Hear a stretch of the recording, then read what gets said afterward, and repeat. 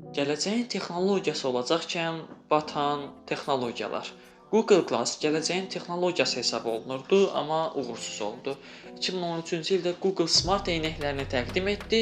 Bu eynəklər futuristik, yenilikçi, amma əlbəttə ki də problemli idi.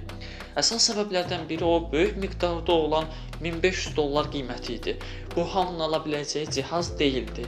İkinci böyük problem isə məqsədinin aydın olmaması idi.